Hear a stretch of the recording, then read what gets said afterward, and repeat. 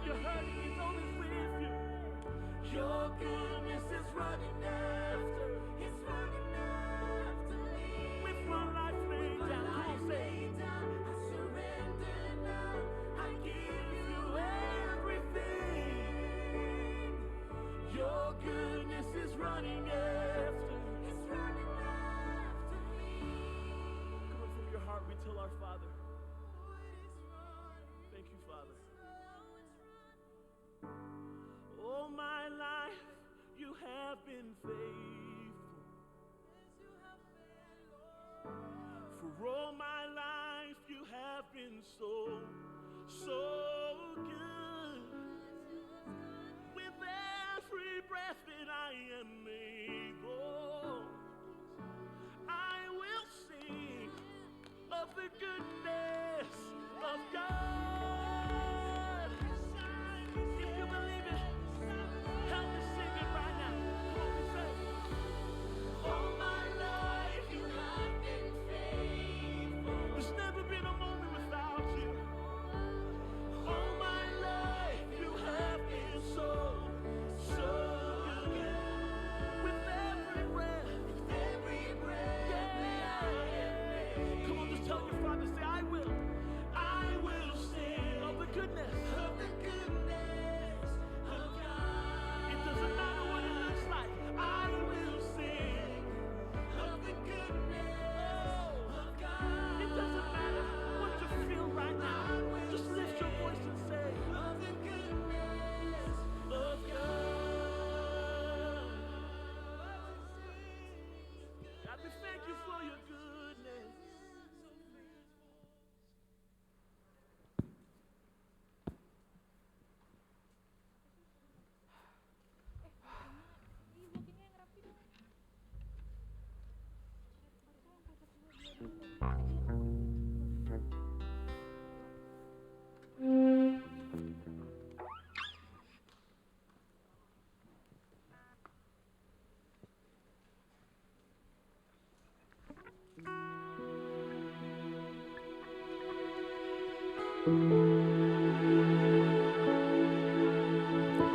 Shalom, Bapak Ibu dan teman-teman semuanya.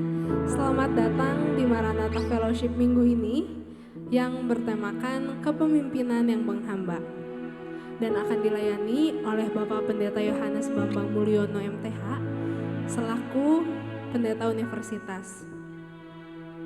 Sebelum kita memulai ibadah hari ini, saya mengundang Bapak Ibu dan teman-teman semuanya mengambil satu teduh sejenak di hadapan Tuhan.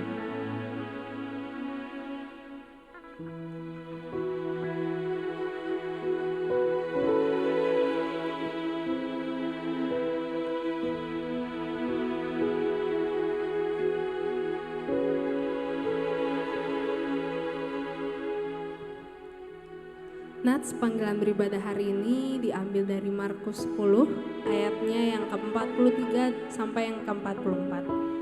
Tidaklah demikian di antara kamu, barang siapa ingin menjadi besar di antara kamu, hendaklah ia menjadi pelayanmu.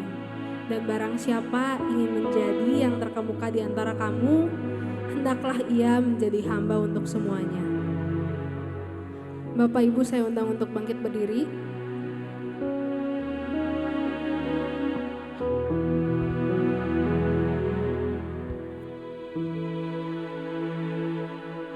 Pertolongan kita adalah dalam nama Bapa, Putra, dan Roh Kudus. Terpujilah Tuhan. Amin. Masih dengan bangkit berdiri, kita mau datang ke Tuhan. Kita bawa syukur kita atas penyertaan Tuhan satu minggu ini. Kita bawa hati kita bawa hidup kita, sebab Tuhanlah yang terindah di hidup kami.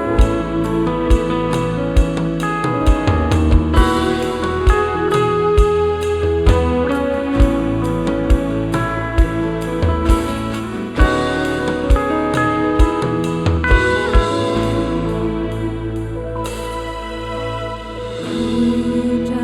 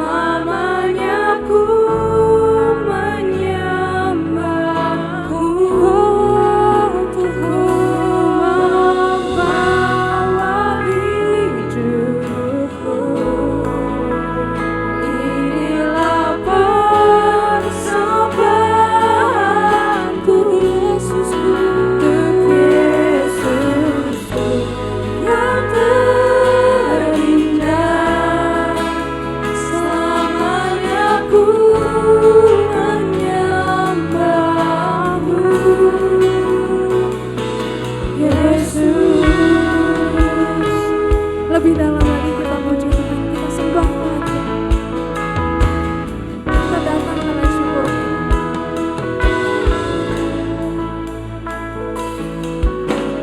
Ku datang dengan syukurku, membawa kerinduanku, Yesus, ingin ku menyenangkanmu.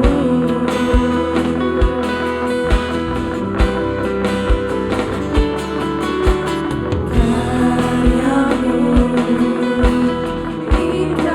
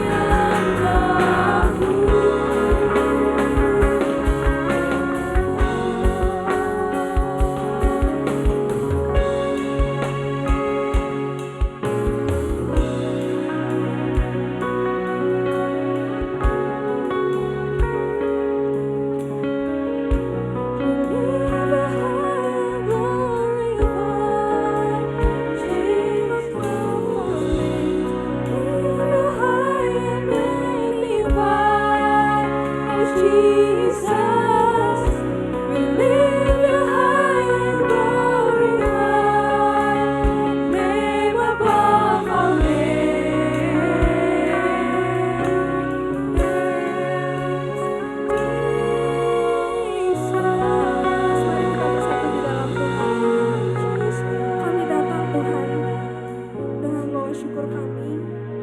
Kami berterima kasih Tuhan atas kasih setiamu dalam hidup kami. Kami mau bawa diri kami Tuhan ke dalam hadirat-Mu lebih lagi. Kami bawa hati kami dan hidup kami sebagai persembahan syukur kami Tuhan, sebab Engkaulah yang terindah di hidup kami. Sebentar pula Tuhan kami akan mulai ibadah kami. Kami serahkan ibadah ini dari awal, pertengahan hingga akhirnya. Kiranya kami bisa membuka hati kami Tuhan. Kami bisa terima firman yang akan dibawakan oleh hamba-Mu Tuhan. Terima kasih Tuhan. Amin. Shalom Bapak Ibu, Maranatha, Maranation ya. Ada sukacita hari ini? Aduh lesu banget tapi kayaknya nih. Boleh disapa kanan kirinya, bilang Tuhan Yesus baik. Tuhan Yesus baik. Tuhan Yesus baik. Sekali lagi ada sukacita hari ini? Amin. Siapa di sini yang percaya bahwa Tuhan kita adalah gembala baik? Yang percaya cuma sedikit? Oke, semua percaya. Mari kita angkat pujian dari KJ 415, Gembala Baik Bersulih dan Teguh. Sambil bertepuk tangan.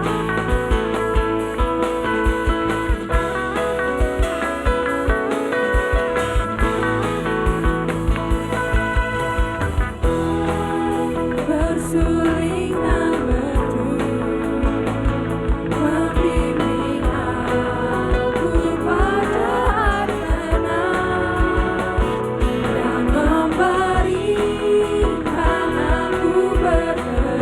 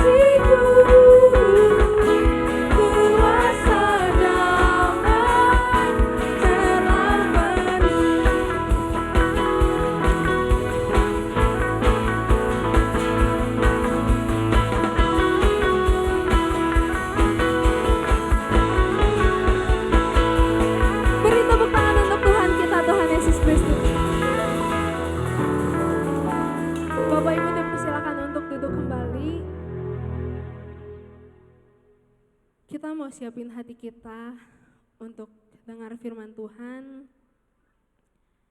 Sambil kita renungin lagi dari satu lagu ini yang ngajarin kita bahwa sejak lahir Tuhan memilih kita. Bahkan sebelum kita ada, jemari Tuhan sudah nuntun kita, sudah menuntun kita untuk serupa dengan gambar Tuhan. Tuhan menunggu kita.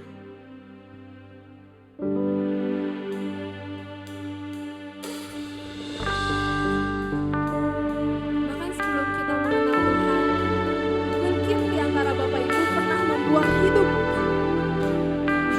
Tapi Tuhan gak pernah lelah untuk cari kita.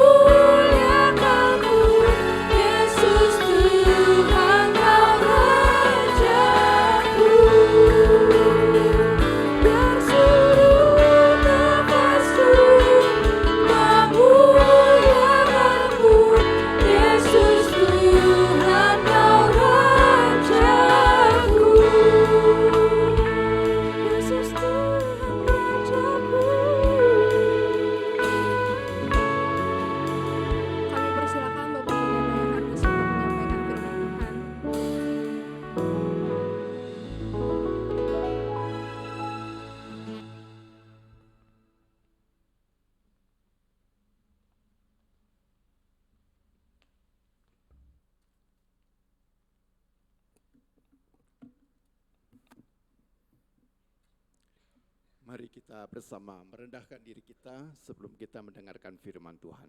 Mari kita berdoa.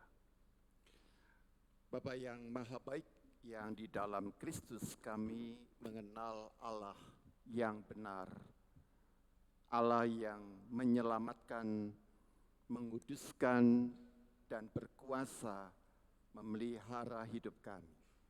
Bukalah hati kami agar kami dapat menerima firman-Mu dengan hati yang kudus. Ya Roh Kudus, curahkanlah hikmat-Mu agar firman yang kami dengar membawa pembaruan, membawa transformasi dalam hidup kami.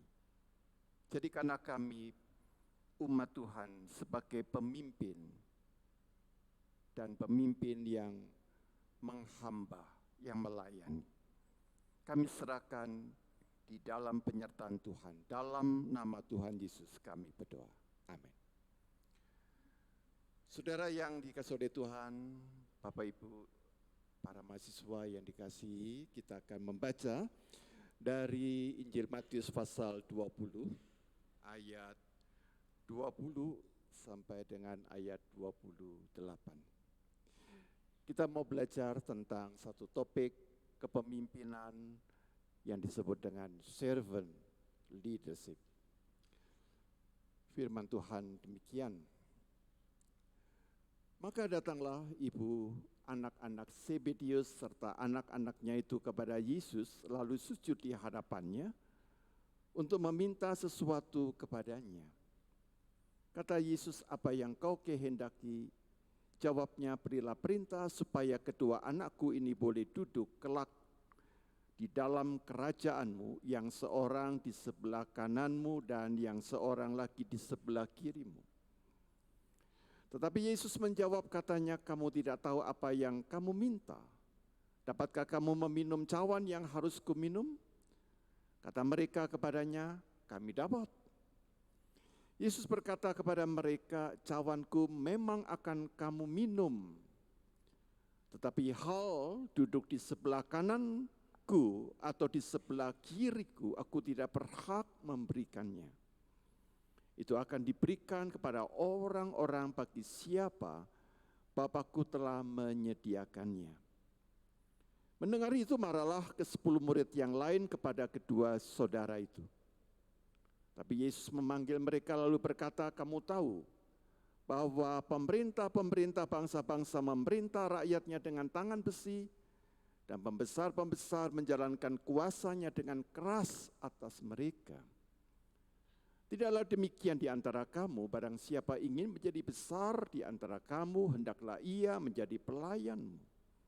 Dan barang siapa ingin menjadi terkemuka di antara kamu, hendaklah ia menjadi hambamu. Sama seperti anak manusia datang bukan untuk dilayani, melainkan untuk melayani. Dan untuk memberikan nyawanya menjadi tebusan bagi banyak orang. Saudara-saudara yang dikasihi oleh Tuhan, dapat dikatakan bahwa kepemimpinan yang paling khas dari Kristus adalah kepemimpinan yang menghamba. Ini merupakan salah satu model sehingga kemudian muncul satu istilah servant leadership. Bahkan saudara-saudara, pengaruh pemikiran Injil dari Tuhan Yesus ini sampai mempesona seorang yang kemudian dia menulis dengan judul yang sama, padahal bukan dari pendekatan Kristen. Dan orang ini adalah bernama Robert Greenleaf. Dan dia menulis, coba perhatikan buku-bukunya. The Servant as Leader, The Power of Servant Leadership, A Life of Servant Leadership. Padahal kalau kita baca bukunya itu bukan buku Kristen, saudara-saudara. Buku sekuler. Tapi dia diinspirasi dari Injil, Kristusnya disingkirkan, idenya dia bawa dalam buku itu. Dan dia membuat satu argumen yang menarik dalam hal ini. Dia mengatakan, Greenleaf itu mengatakan, the natural feeling that one wants to serve, to service. Jadi melayani itu adalah perasaan yang alamiah, di mana seseorang itu ingin melayani, dan melayani yang pertama itulah dorongannya. Nah, bukankah pemikiran dari Greenleaf ini rasanya kurang tepat, Bapak Ibu? Kita tidak ingin melayani. Natur kita, dorongan perasaan alamiah kita itu justru sebaliknya. Kita itu ingin dilayani, ingin dihormati, ingin dihargai, ingin dipandang terkemuka. Itu. Tapi Greenleaf mencoba mengatakan, mengapa saya menulis ini? Ya karena natural feeling, perasaan manusia itu adalah melayani. Ya, tapi terlepas dari itu, ide pemikiran Tuhan Yesus itu mempengaruhi pemikiran sekuler. Nah, dalam Matius 20 ayat 27 tadi mengatakan, Yesus berkata bahwa barang siapa ingin menjadi terkemuka di antara kamu, hendaklah ia menjadi hamba. Saudara-saudara, coba kita tanya kepada diri kita, siapa di antara kita yang mau menjadi hamba? Tidak ada yang mau. Ya. Justru di sini poinnya. Sesuatu yang tidak alamiah, sesuatu yang sulit. Karena dorongan kita itu adalah justru ingin kelihatan, menonjol. Ingin kelihatan dipuji, populer dengan orang-orang yang dekat dengan kita. Dan kita senang sekali menerima pujian itu. Dan kita harus melihat dalam hal ini adalah konteks Tuhan Yesus ketika dia berbicara. Kenapa sih Tuhan Yesus berkata seperti itu? Dan apa yang Tuhan Yesus lakukan adalah satu kritik terhadap kepemimpinan yang berlaku. Memang konteksnya ini adalah ada seorang ibu, ya, Zebedius, membawa dua anaknya. Tolong anak saya ini dibawa ke takhtamu yang satu sebelah kanan, satu sebelah kiri. Tapi konteks yang lebih luas, kita tahu bahwa bangsa Yahudi pada waktu itu dijajah oleh apa? Bangsa Romawi. Dan bangsa Romawi menggunakan kekerasan, kekuasaan militer, politik. Jadi kritik Tuhan Yesus dalam Injil ini mau mengatakan bahwa model-model dunia yang otoriter, model-model dunia yang mengandalkan kekuatan militer ataupun kekuatan bersenjata itu bukanlah kekuatan yang mampu menaklukkan hati manusia. Manusia bisa ditaklukkan, manusia bisa dibunuh, tapi hati tidak bisa dibunuh. Nah, saudara-saudara, dalam hal ini juga, ibu ini juga pingin, mama, papa, mama Anda juga pingin, kalau bisa anak saya menonjol. Beri kekuasaan. Ya, tadi saya juga membaca satu kritik, itu kok kenapa dua anaknya presiden itu kok bisa dengan begitu cepat naik. Yang satu bisa dengan cepat naik ke wali kota, yang satu 2 hari langsung jadi ketua partai. Lalu mempengaruhi Mahkamah Konstitusi. Bapak Ibu, kondisi ini sejujurnya merugikan Presiden Jokowi. Tapi itu natural. Orang tua pingin anaknya itu yang berkuasa. Saudara-saudara, mari kita memperhatikan surat Ibrani pasal 3 ayat 5. Di dalam Ibrani 3 ayat 5 dikatakan bahwa dan Musa memang setia dalam segenap rumah Allah sebagai pelayan untuk memberi kesaksian tentang apa yang akan diberitakan kemudian. Nah, kalau biasanya kata pelayan itu biasanya kata doulos gitu ya, hamba. Tapi kata pelayan di dalam Ibrani 3 ayat 5 itu pakai satu kata dalam kata Yunani, kata terapan. Ya.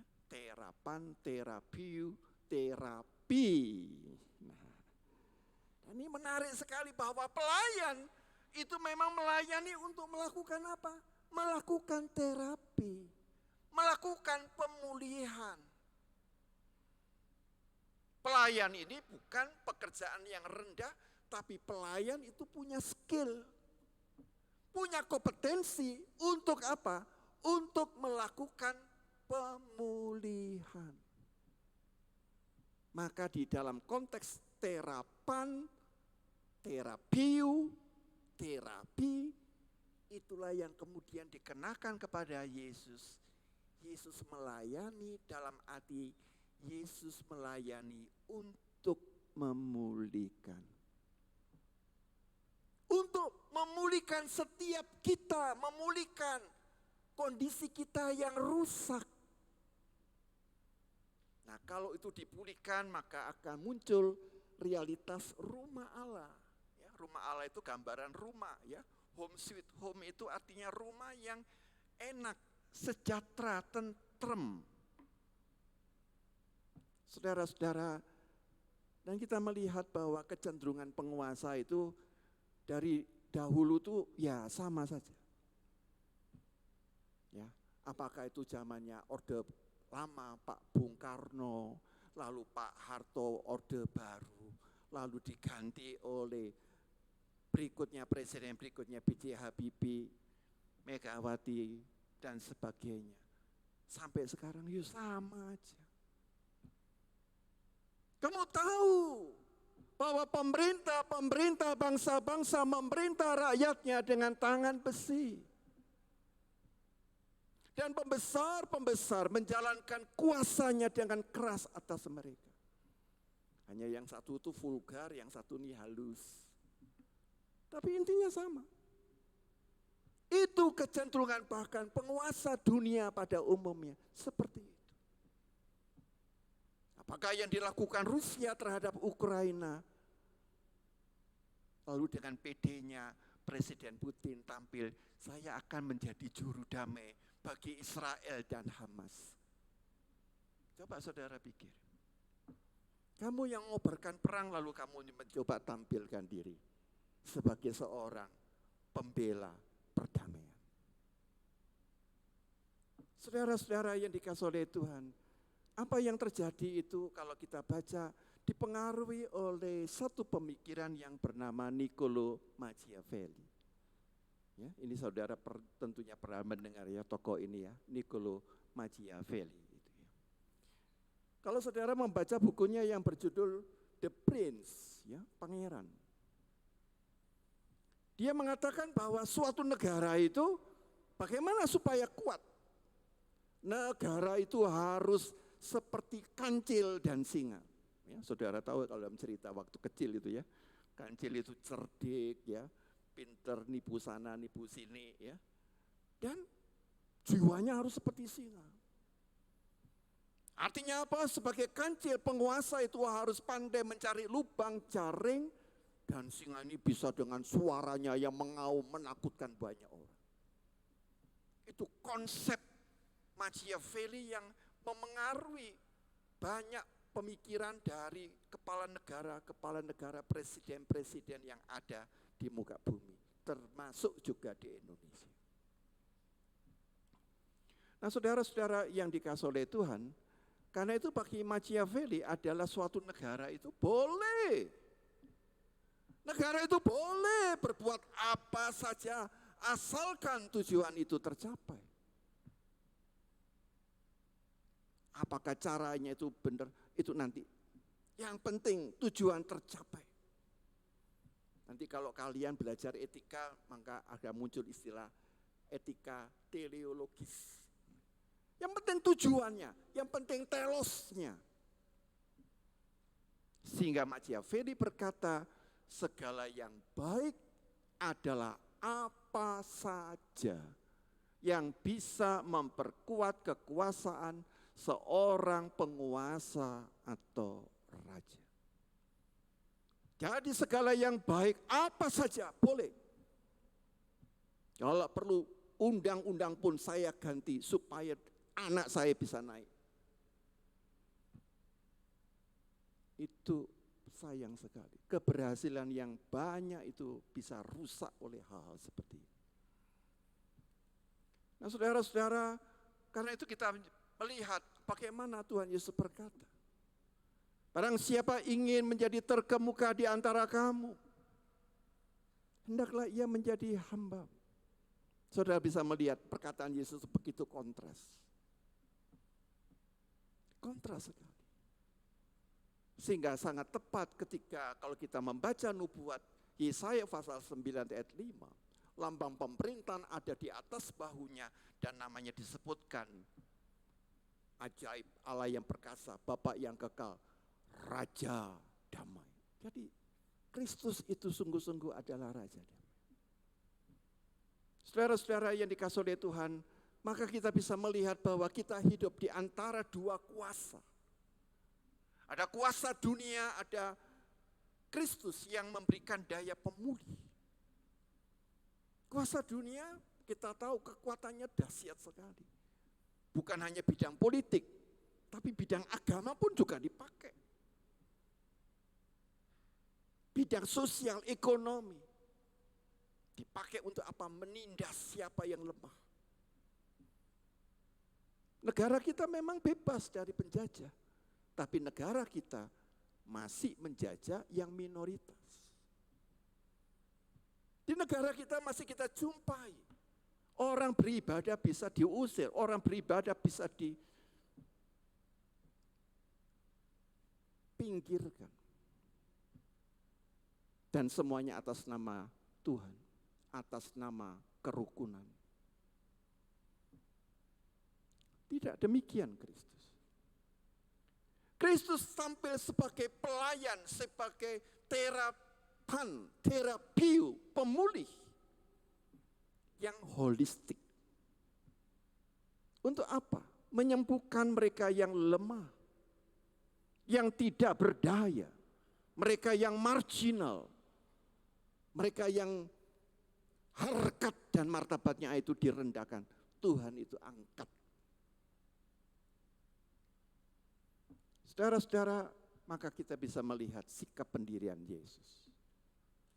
Jadi Yesus sebagai manusia dia punya pendirian etis moral dalam kepemimpinannya. Yesus menolak setiap bentuk kekuasaan dengan segala pakai kekerasan, penindasan dalam cara yang vulgar maupun yang halus. Ditolak oleh Tuhan. Karena apa? Karena kecenderungan dan praktik menggunakan kekerasan, penindasan itu, ya itu adalah pola yang dilakukan oleh penguasa sepanjang masa.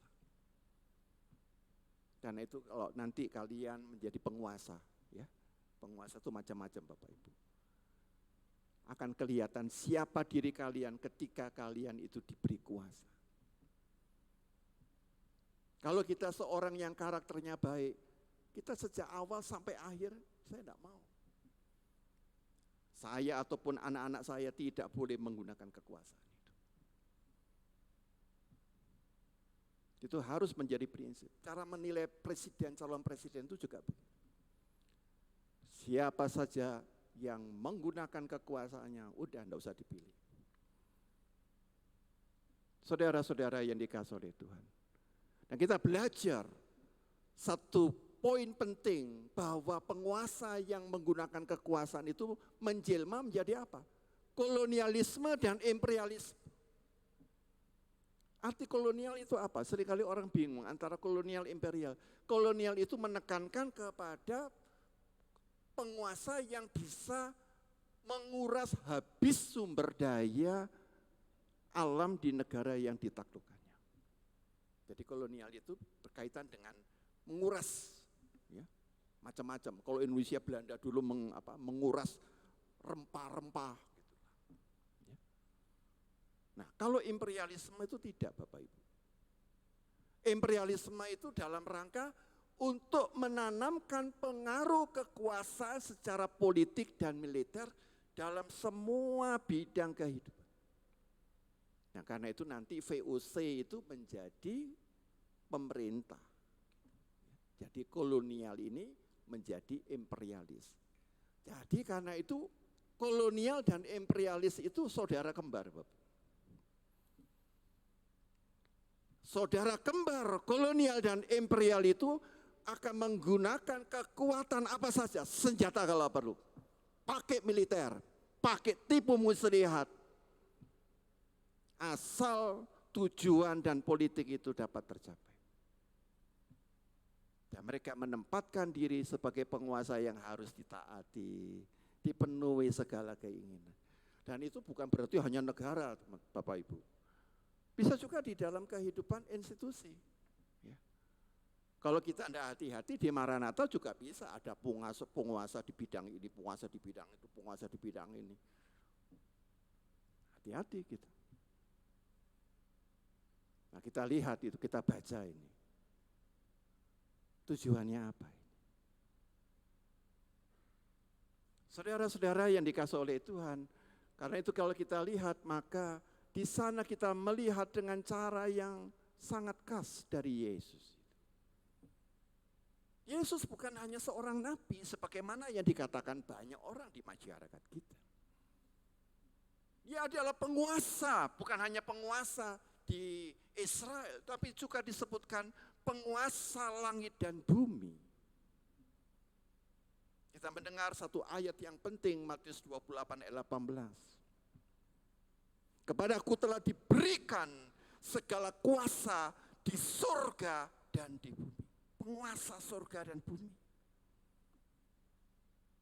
Tetapi apa yang kita lihat Bapak Ibu? Dia rendah hati. Bahkan di dalam Kolose 1 ayat 16 menyatakan karena di dalam dialah, di dalam Kristus, telah diciptakan segala sesuatu yang ada di surga dan yang ada di bumi, yang kelihatan dan yang tidak kelihatan, baik singgasana maupun kerajaan, baik pemerintah maupun penguasa, segala sesuatu, everything, diciptakan oleh Dia dan untuk Dia, untuk Kristus. Tapi kembali, Kristus merendahkan diri. Nah, saudara-saudara, karena itu kalau kita lihat, kekuatan merendahkan diri itu luar biasa. Bapak. Teman-teman kalian pun jangan segan-segan untuk mempraktekkan selalu merendahkan diri. Karena hanya orang yang mampu merendahkan diri adalah orang yang punya kuasa yang begitu besar. Dan merendahkan diri itu harus ada buktinya. Buktinya apa? Mampu tidak berkorban. Jangan kalau ada masalah lari. Kalau ada ancaman bersembunyi. Betapa sering kita pun juga mahasiswa. Ada ancaman, lari. Ada kondisi orang tua, lari. Ada tugas dari dosen, lari.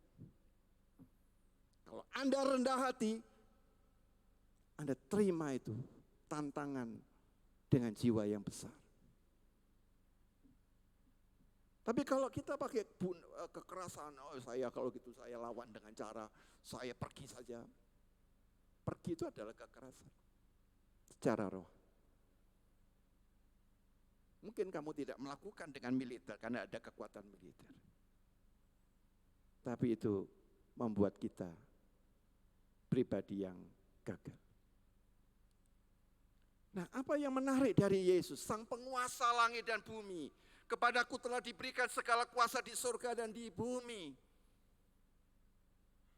Disebutkan di dalam Filipi itu, Kristus memilih mengosongkan dirinya. Mengosongkan dirinya. Kristus Yesus yang walaupun dalam rupa Allah tidak menganggap kesetaraan dengan Allah, melainkan ia mengosongkan dirinya dan mengambil rupa sebagai seorang hamba. Dan dalam keadaan sebagai manusia ia taat sampai mati, bahkan sampai mati di atas kayu salib. Mengosongkan diri. Dalam rupa Allah, padahal dia rupa Allah. Ya. En morphe Theou. Morphe itu bentuk, dalam bentuk Allah. dalam rupa Allah. Tapi dia mengosongkan diri. Tapi manusia ingin menjadi seperti Allah. Allah ingin merendahkan diri sebagai manusia. Ya, kebalik-balik ya Bapak Ibu. Padahal ketika Yesus itu merendahkan diri, apakah keilahiannya berkurang? Tidak. Ketika Yesus menjadi manusia, dia tetap firman Allah, dia tetap anak Allah, dia tetap sang ilahi. Dia tidak berubah keilahian. Kalau saudara mengikuti kuliah saya, Kristus itu sehakikat dengan Allah karena dia adalah Dabar Adonai. Dia adalah firman Tuhan. Saudara-saudara, maka kalau kita perhatikan tindakan Kristus yang mengosongkan diri, itu dia meninggalkan apa yang dia punya untuk ke sesuatu yang lain. Ya, karena itu kalau saya lihat dalam kata keno, ya keno dalam bahasa Yunani itu memindahkan sesuatu dari satu tempat dan mencurahkannya ke tempat lain sehingga tidak tersisa. Dia mengosongkan, jadi dikosongkan kedirian kuasanya, ilahinya itu. Tapi tidak kehilangan kuasa dan ilahi. Maka kita bisa melihat bahwa kepemimpinan servant leadership, kepemimpinan menghamba, itu punya pengaruh yang luar biasa dalam kehidupan kita. Kalau kita terapkan, maka kita akan menjadi orang yang selalu kritis menentang model superioritas dari penguasa manapun juga. Karena yang superior itu biasanya menutupi kekurangan diri. Ya, orang yang sombong itu biasanya inferior, Bapak Ibu. Kalau saya ngomong ini orang psikologi pasti ngerti. Yang kedua, yang utama itu bukan membanggakan diri, bukan. Yang penting kamu punya kualitas. Nah, kalau ada kualitas, buktinya apa? Kekudusan. Kekudusan bentuknya apa? Kebenaran. Dan orang seperti ini akan memiliki kemampuan menyediakan ruang terbuka dan berbagi kepada sesama yang berbeda. Saya mau berbagi. Teman-teman mahasiswa, bagaimana meningkatkan ilmu kalian? Gampang. Kalian jadilah mentor bagi teman yang lain. Pasti ilmu kamu akan bertambah. Betul atau tidak? Kalau kamu ngajari satu pengetahuan kepada teman kamu, pengetahuan kamu berkurang atau bertambah? Coba, saya mau bertanya. Pasti bertambah.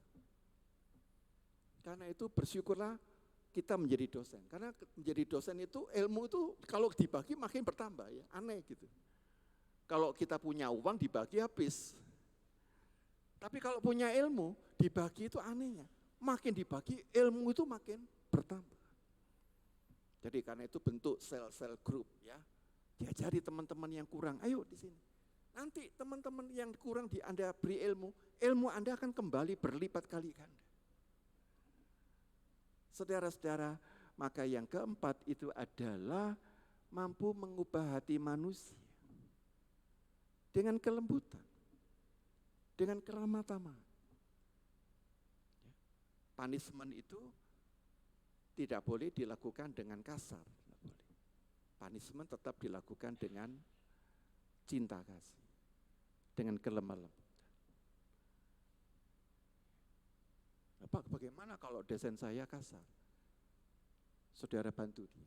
Pak, tolong ke depan kami ditegur yang boleh menyentuh hati kami. Jadi jangan ikutkan kasar. Begitu. Karena mungkin dosennya sedang punya persoalan. Jadi kita mengasihi mereka, mengasihi dosen-dosen kita. Karena mereka juga manusia. Saudara-saudara yang dikasihi oleh Tuhan, maka kalau kita perhatikan, kita harus hati-hati dan selalu kritik terhadap manipulasi kekuasaan. Tadi kalau orang tanya, Pak ini Bapak khotbah kok ngeritik presiden dan sebagainya. Ya, izinkan saya sebagai pendeta menyampaikan suara kenabian Bapak Ibu. Karena ini sudah dibicarakan di mana-mana di medsos ya. Saya hanya tidak ingin Pak Jokowi itu jatuh. Ya. Karena sebenarnya orang ini baik. Dia banyak jasanya. Dan sejak semula kita mendukung. Tapi sayang ya, terakhir ini kenapa kok begitu ya ceritanya. Itu sayang sekali. Jadi kita mengkritik bukan orangnya. Tapi ketika kekuasaan itu dimanipulasi. Dan kita juga menentang semua bentuk diktatorisme, otoriterisme, kolonialisme, imperialisme, dan triumfalisme. Triumfalisme itu pokoknya menang. Nah, karena itu kadang-kadang saya juga mengkritik di gereja. Ya, kita harus jadi umat pemenang. Nah itu bahaya Bapak Ibu. Nah, kapan kamu belajar merendah kalau kamu selalu menjadi pemenang? Ya. Nah, kadang-kadang di gereja pun tanpa sadar kita ini dicekoi oleh doktrin yang bertentangan dengan ajaran Tuhan Yesus. Kita tidak menjadi umat pemenang. Kita adalah umat pemulih. Kan lebih enak pemulih. Umat yang membawa agen-agen penebusan. Nah, kan lebih enak Bapak Ibu. Kata pemenang triumfalisme itu hanya orang politik berpikir. Orang-orang partai itu yang berpikir. Bagaimana partai saya menang, betul atau tidak? Jangan ikut-ikutan. Jadi di gereja pun kita harus kritis, ya. Tidak seluruh yang dikatakan pendeta itu selalu benar. Kembali kepada Alkitab, firman Tuhan. Saudara-saudara yang dikasihi oleh Tuhan, karena itu yang paling penting adalah bagaimana kita ini bertumpu pada kualitas diri, pengudusan dan kebenaran. Ya. Jadi kita ini bisa mengosongkan diri kalau kita sendiri penuh. Kristus itu bisa mengosongkan diri karena dia penuh. Karena itu saya juga mengkritik, ya. Tidak benar bahwa kita harus mengosongkan diri. Mana itu ayatnya? Yang mengatakan mengosongkan diri itu hanya Kristus Yesus yang dalam rupa Allah tidak menganggap kesetaraan dengan Allah sebagai milik yang harus dipertahankan, melainkan ia mengosongkan diri. Kristus mengosongkan diri. Lah kalau kita nggak bisa mengosongkan diri. Kita itu hanya bisa menyangkal diri. Menyangkal diri.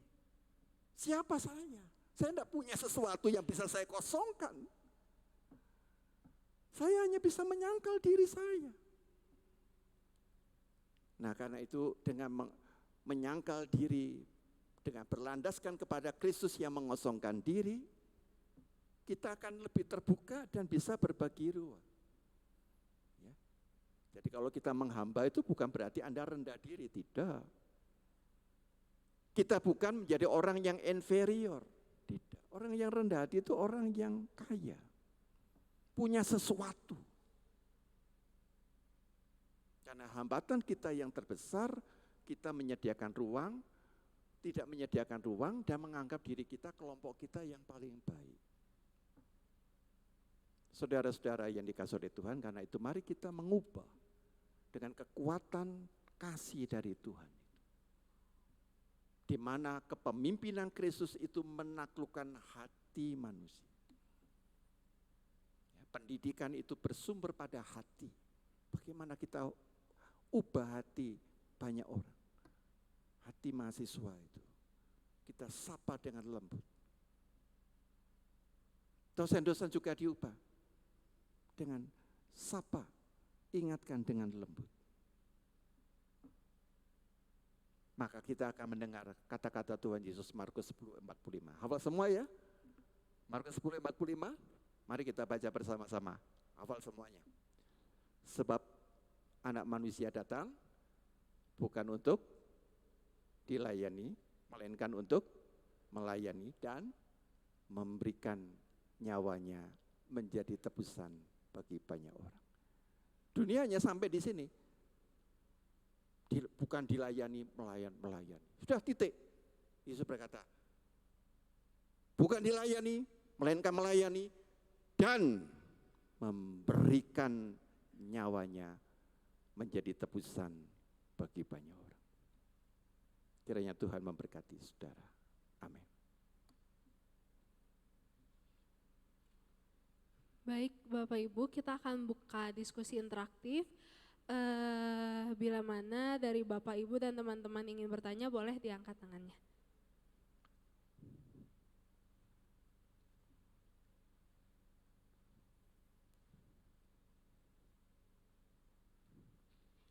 Baik Pak, izinkan saya untuk bertanya. Tadi Bapak sempat sebutkan di poin keempat pola sikap kepemimpinan yang konstruktif dan transformatif, yaitu mengubah hati manusia dengan kelembutan kasih dan kelemah lembutan dalam karya penebusan Kristus. Bagaimana jika kita tuh berusaha untuk menerapkan hal ini, namun ada saja orang-orang di sekitar kita yang selalu mengeraskan hati mereka, terus kalau ada masalah langsung lepas tangan, menghindar, dan hal ini tuh terjadi terus-menerus secara berulang kali. Nah, selaku manusia kita juga punya batas kesabaran ya Pak ya. Kadang kita kalau sabar, kadang kayak, duh kok malah capek ya. Jadi kira-kira bagaimana cara kita untuk menghadapi orang-orang seperti ini Pak? Itu aja pertanyaan saya Pak, terima kasih. Ya, saya kira upaya yang dilakukan tadi sangat baik ya. Mencoba berapa kali, berulang kali, tapi kok tambah makin menjadi gitu ya kondisinya. Nah biasanya kalau kita lihat di dalam komunikasi itu diberi batasan. Batasannya adalah misalnya dalam dunia kerja itu kita harus mengingatkan dulu. Kita harus berbicara dulu. Tapi ketika itu diabaikan, maka institusi akan memberikan SP1. Jadi SP1 itu sudah berat. Terjadi pelanggaran lagi, SP. Terjadi pelanggaran yang sama berulang ketika SP3 selesai. Lalu apa yang harus kita terapkan dalam konsep ini? Kita membaca di dalam Ibrani pasal 12. Hei anakku, janganlah tawar hatimu ketika Allah menghajarmu. Karena Allah menghajar setiap orang yang dikasihinya. Kelemah lembutan itu bisa ditampilkan benar-benar dalam lembut. Tapi kelemah lembutan bisa disampaikan dengan tegas. Tegas itu bukan kasar.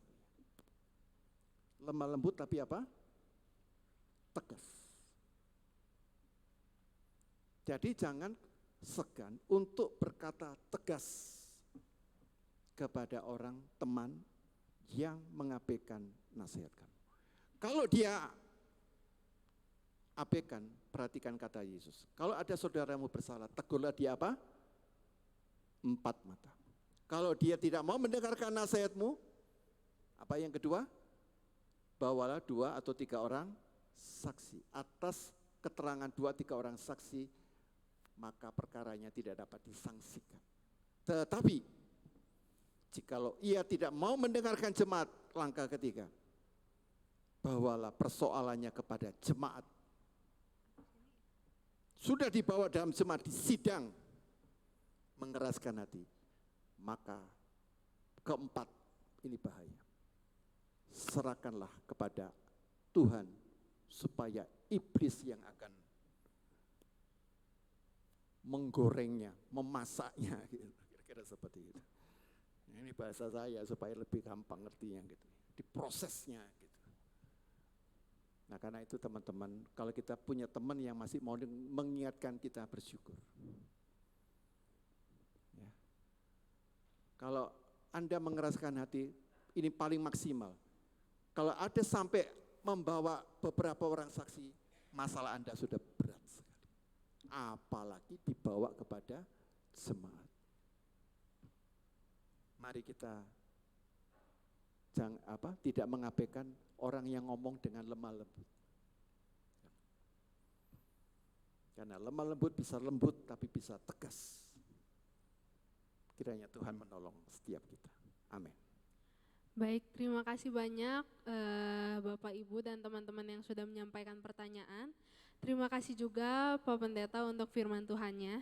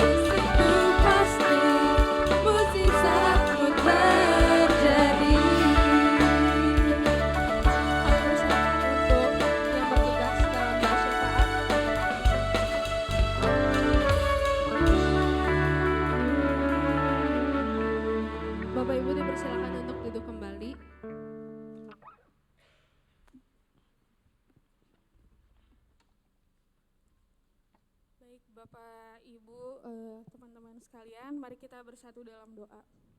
Bapak, terima kasih untuk berkat-Mu hari ini Tuhan. Tuhan boleh ngumpulin kami kembali di tempatnya Tuhan pada hari ini. Bapak, pada hari ini kami sepakat mau berdoa Tuhan buat kampus kami yang tercinta Tuhan, Universitas Kristen Maranatha Tuhan. Buat segala visi misi yang ada di kampus ini Tuhan, boleh Tuhan yang pegang kendali, boleh Tuhan yang pimpin Tuhan setiap apapun yang sedang kami kerjakan. Tuhan, berdoa juga buat para pekerja yang bekerja di tempat ini Tuhan, untuk Bapak Rektor beserta jajarannya Tuhan Yesus, untuk para dosen, mahasiswa, dan seluruh pegawai yang ada di kampus ini Tuhan, semuanya boleh bekerja untuk kemuliaan namanya Tuhan, untuk segala pekerjaan Tuhan, pendidikan yang sedang kami jalani, biar Tuhan yang pimpin, Tuhan yang berkati, kami boleh bekerja, kami boleh menempuh pendidikan kami, biar Tuhan terus yang pimpin, Tuhan yang buka pintu-pintu berkat buat kami semua Tuhan. Kami juga mau berdoa Tuhan buat kampus kami ini Tuhan, Kau yang beri perlindungan Tuhan, dari depan hingga belakang Tuhan, dari setiap sudut-sudut ruangan Tuhan, biar Tuhan terus yang jagain kampus kita semuanya boleh aman dalam perlindungan tangannya Tuhan. Tuhan, hari ini kami juga mau berdoa buat saudara-saudara kami yang mungkin berulang tahun pada bulan ini Tuhan, buat di umur yang baru Tuhan, berkat baru buat mereka, penyertaan Tuhan yang baru Tuhan, janji-janji Tuhan yang ada Tuhan buat hidup mereka, boleh Tuhan genapi di umur mereka yang baru. Tuhan, kemanapun mereka melangkah Tuhan, biar di umur yang baru ini dia gak cuma dapat berkat dari Tuhan, dia juga boleh jadi berkat buat sekelilingnya. Tuhan, kami juga mau berdoa buat orang yang sakit, Tuhan, perlindungan penyertaan Tuhan sempurna buat mereka Tuhan, segala sakit penyakit yang mungkin belum mereka lihat ada kesembuhan Tuhan, tapi kami percaya Tuhan segala sesuatu mungkin di matanya Tuhan, biar apapun sakit penyakit mereka Tuhan, percaya selalu ada kasih dan janji Tuhan yang membuat segala sesuatu mungkin dan mereka boleh terima kesembuhan dari tangan Tuhan. Tuhan, berdoa juga buat saudara-saudara kami yang udah Tuhan panggil berpulang ke rumah-Mu Tuhan, untuk suami dari Bu Audi dan ibunya Pak Maniar yang telah meninggal Tuhan, segala kesalahan yang pernah dilakukan biar Kau yang mengampuni sebagaimana Kau yang memberikan kasih selama mereka hidup Tuhan. Bapa, biar Kau juga yang memberikan penghiburan bagi keluarga yang ditinggalkan Tuhan, Kau yang berikan hati yang gembira, biar boleh sukacitamu Tuhan, boleh kembali lagi buat keluarga yang ditinggalkan. Terima kasih Tuhan Yesus. Ya Bapak, kami berdoa khususnya bagi bangsa kami Indonesia, bangsa yang kami tinggali, kiranya Engkau senantiasa memberikan perlindungan bagi bangsa kami Indonesia. Ya Tuhan, kiranya Engkau menjauhkan Indonesia dari bencana, malapetaka, serta pertikaian antar suku dan agama. Satukan hati kami semua Tuhan untuk bisa memberi dampak yang baik bagi negeri ini. Tak lupa juga kami mendoakan untuk pemerintahan Indonesia, para pemimpin kami, ya Tuhan, Presiden dan Wakil Presiden, Dewan Perwakilan Rakyat, hingga para pimpinan di bawahnya, kiranya Tuhan memberi mereka hikmat dan bijaksana, kejujuran, adil, dan sikap yang takut akan Engkau, dan menjalankan segala tugasnya sesuai dengan kehendak-Mu. Dan mengingat bangsa kami Indonesia akan memasuki tahun pemilu 2024, kiranya Tuhan memberkati bangsa Indonesia ini agar proses pemilu dan pilkada serentak 2024 dapat berjalan dengan lancar dan sukses. Semoga rangkaian penyelenggaraan pemilu damai berlangsung dengan baik, tanpa diwarnai dengan hal-hal yang bisa melemahkan sendi-sendi kekuatan bangsa kami. Berikanlah kesadaran kepada kami untuk memahami bahwa tujuan di dalam berkampanye ini adalah dalam rangka memilih pemimpin bangsa yang terbaik bagi kami. Berikan pula kemampuan di dalam diri kami untuk bersedia menerima kemenangan dan sekaligus juga menerima kekalahan. Siapapun yang Engkau tentukan sebagai pemenang atau kalah, kami semua adalah hamba-Mu dan semuanya tidak ada orang lain, semuanya adalah saudara kami sebangsa dan setanah air. Inilah doa syafaat dari kami ya Tuhan, kiranya Engkau senantiasa memberi kami pengampunan kepada kami dan kami serahkan seluruh kehidupan dan aktivitas kami suruhnya ke dalam tangan pengasihan-Mu saja. Terima kasih Tuhan, di dalam nama Tuhan Yesus kami berdoa. Amin.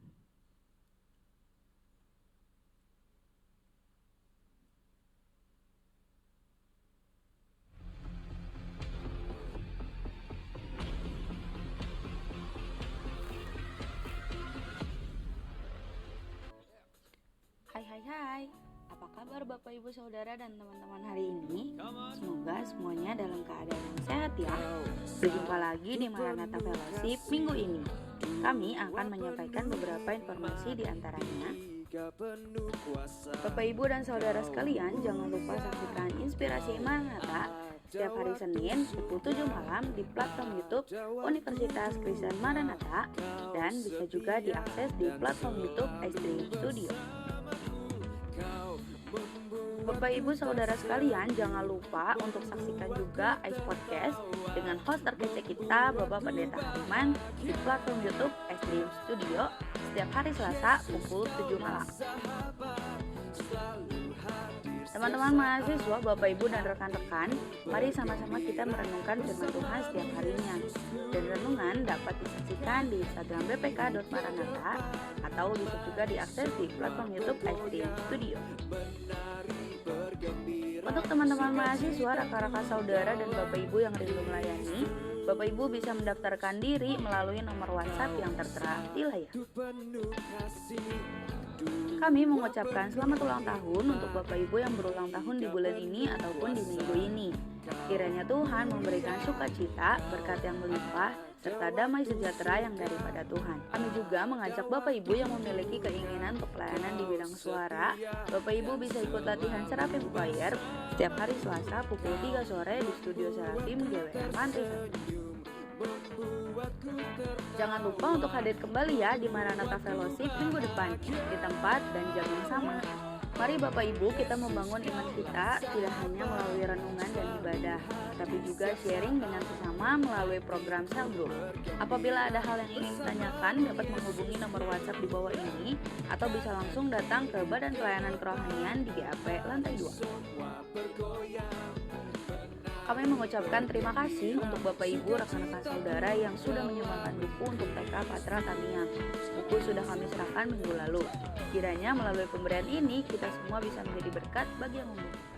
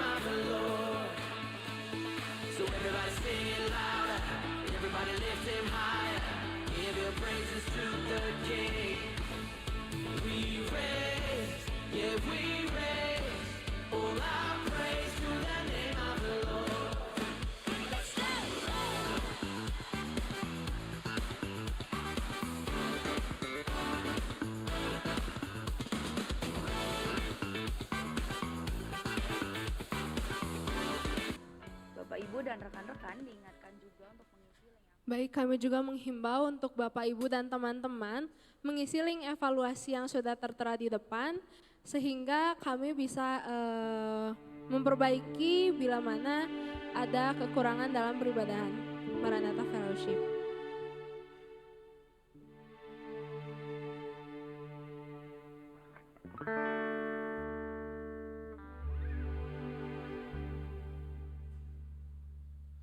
Kami juga menghimbau dan mengundang Bapak Ibu untuk turut hadir dalam Maranatha Fellowship minggu depan dengan tema peraturan dan hidup tertib yang akan dibawakan oleh Bapak Pendeta Dr. Hariman Andre Patiana Kota MTH selaku Pendeta Universitas.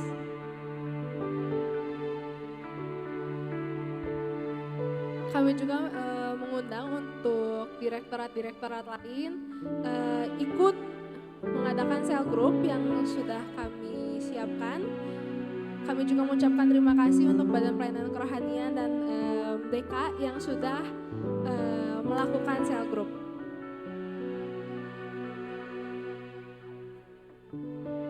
Dan kami juga mengucapkan terima kasih untuk Bapak, Ibu, dan teman-teman yang sudah memberikan persembahan dan sumbangan berupa buku, alat tulis, dan perlengkapan sekolah untuk Perpustakaan TK Petra Tamiang Rehoboth.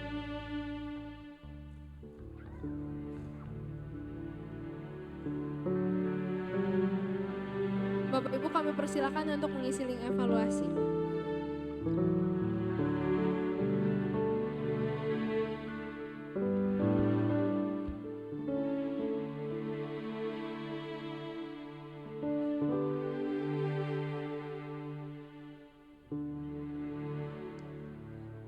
Sambil bangkit berdiri dan meresponi ibadah Maranatha Fellowship hari ini, mari kita angkat pujian dari NKB 180, Bukanlah Ku Tetapi Hanya Kristus.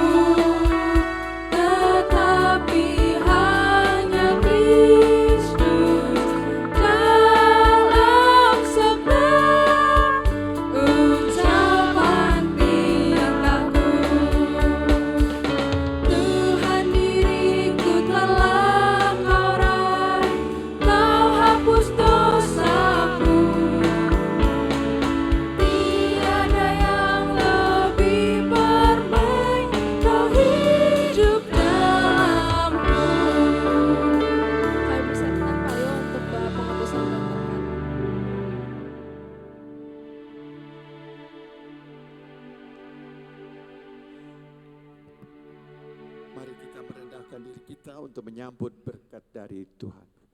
Sambutlah berkat dari Tuhan. Tuhan memberkati engkau dan melindungi engkau. Tuhan menyinari engkau dengan wajah-Nya dan memberikan kepadamu kasih karunia.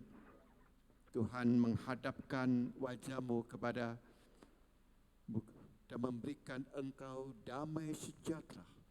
Dalam nama Bapa, Putra dan Roh Kudus. Amin.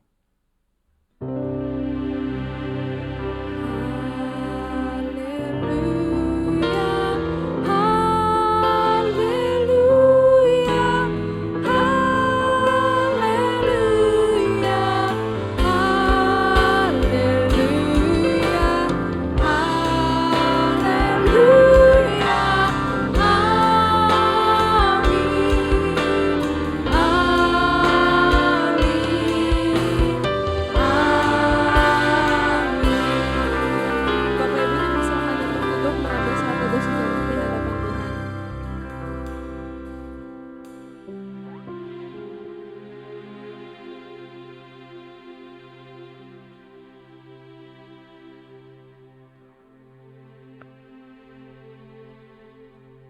Amin.